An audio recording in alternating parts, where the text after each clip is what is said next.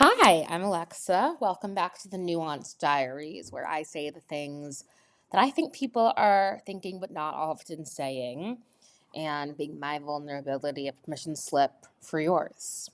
I used to say that writing was how I make sense of this sharp, messy world, but I think I amend that today a little bit, which is exciting.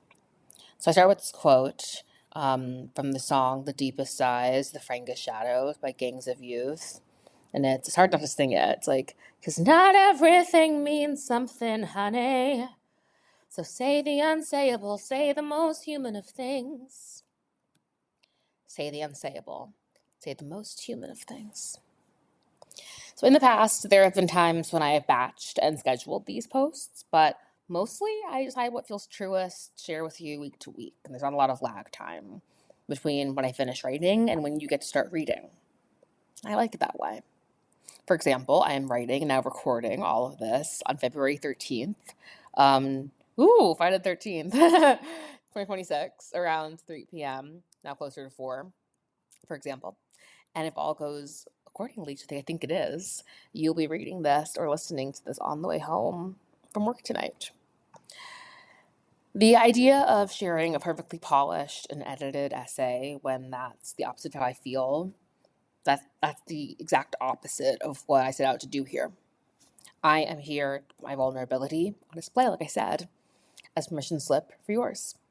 I'm here to say the stuff people say for the group chat, the unsayable and most human of things, if you will.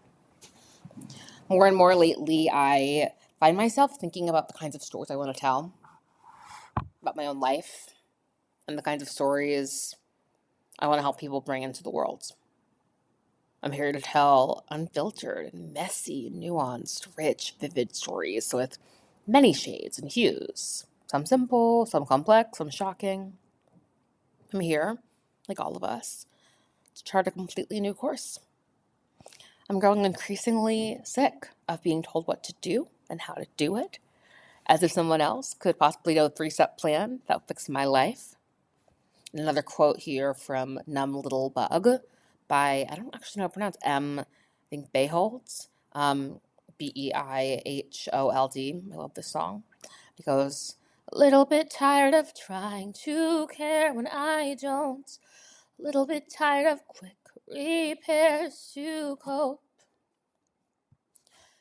I want to make a list of all the things I want to do and things I want for other people.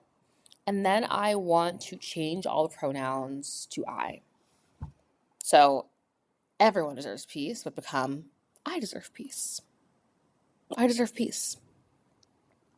For a person who wants peace, I'm very volatile lately. And I've been surprisingly accepting all my emotions. I try to feel my feelings without commentary when possible. I don't get mad at myself for being mad anymore most of the time. And that is not to say that I've turned into a raging mess. I feel very, very conscious of not shitting all over everyone when I'm in a mood. But me singing, Poison, Poison by Renee Rapp to myself and giving someone the bird from my pocket isn't hurting anyone. So I'm going to keep doing that. I feel like a more pliable human being these days. I'm very vulnerable. I'm pretty easily affected by things, but I'm also quite unfuckable with, or unfuckwittable, whichever way you want to say it, when it comes to the petty stuff. Like, I feel my emotions like flashes of hot oil in a pan, and then my body simmers down, and then the rage and the happiness and the pain, it's all there, and it's huge, and then it reduces, then it comes back, and we do it all again. I want to be taken seriously without having to take myself too seriously. I want to be so grounded that I feel like I have nothing to prove because I'm so rooted in the proof of my worthiness and impact. I want to remember that I'm worthy even on days I can't bring myself to bask my own accomplishments. And then especially on the days when I can't think of a single thing I have ever done right in my entire life. Like, I got the news a couple weeks ago that a student at Notre Dame is going to write a paper on my plays, which is crazy with Notre Dame. And whenever a young person cares about anything I've done, it's super cool. but I'm like in therapy saying, it's kind of cool, right? Notre Dame's like a good school, right? And my therapist is like, yeah.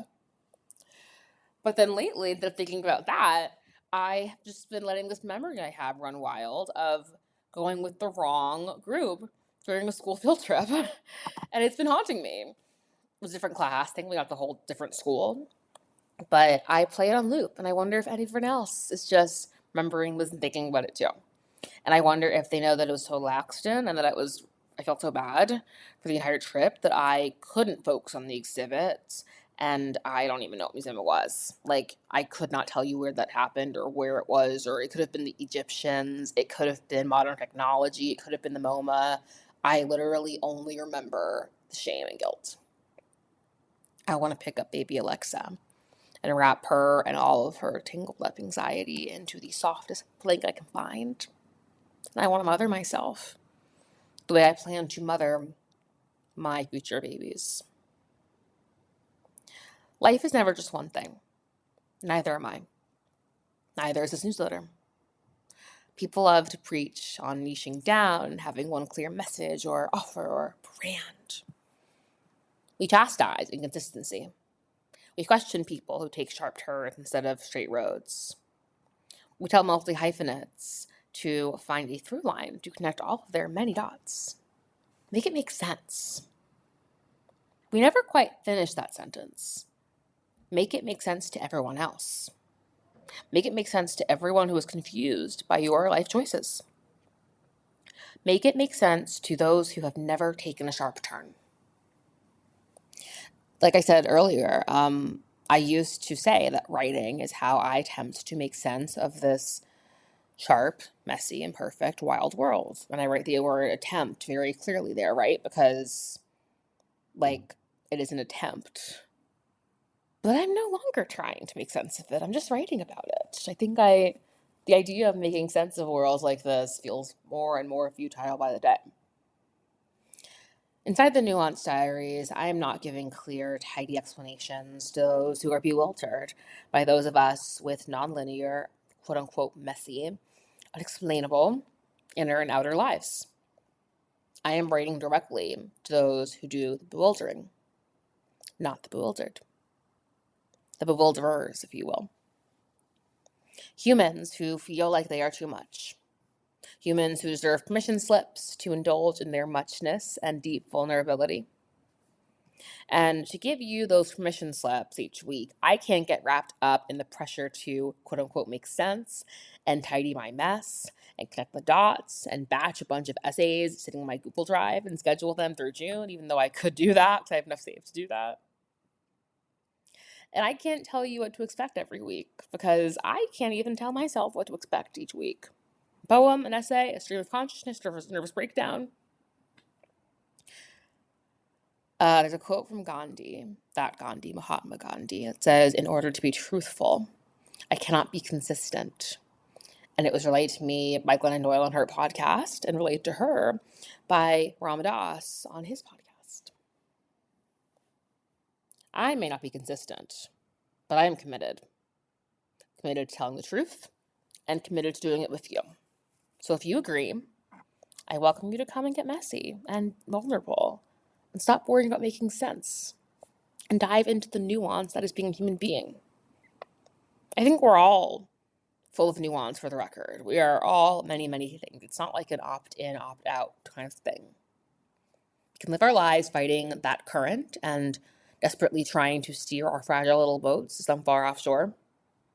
Or we can accept the messiness and contradiction and confusion that is being human and live life accordingly, embracing all the nuance inside of us.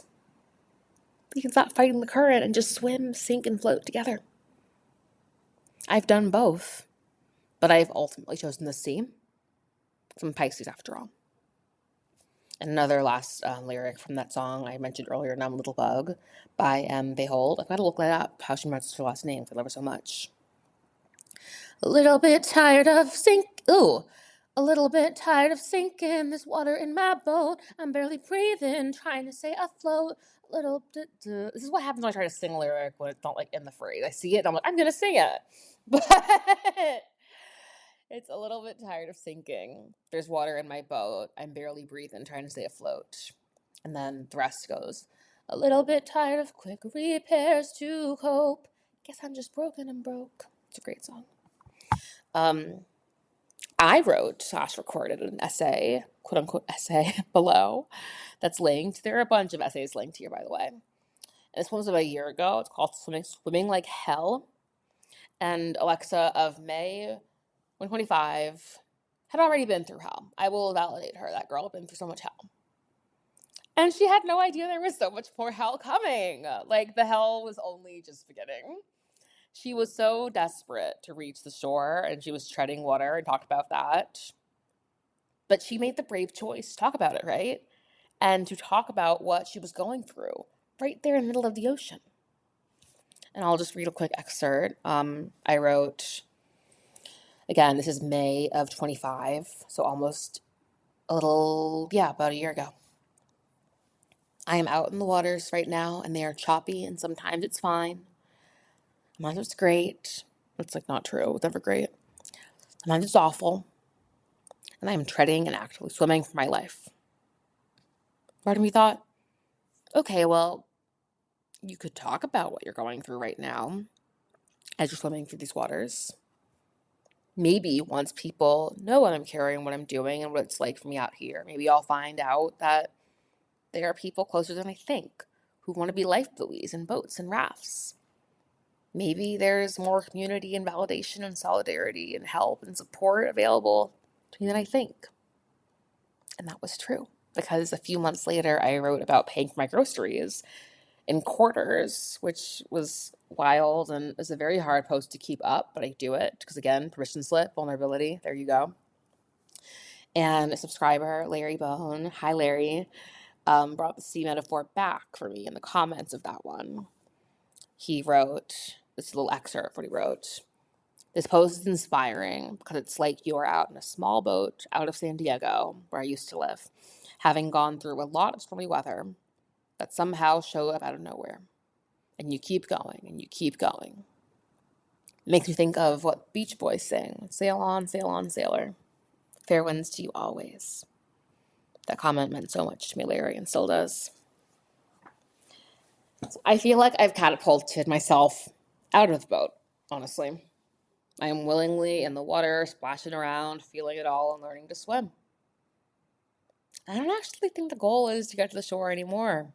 I think the point was always to return to the sea and the full experience of what it means to be human. Am I trying to romanticize all of the abject shit I've been through in the past few years? No, I am not. It's been shitty. I'm not going to pretend. But am I grateful that I've alchemized some of this shit into gold? That gold being a more vulnerable, compassionate human existence here on this earth? Absolutely.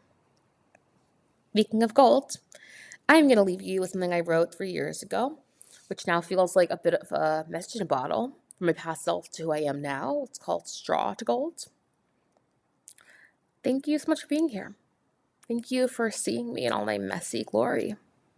I will talk to you soon, and just hope that you are taking really good care of yourself, being so kind to yourself, and have a great weekend.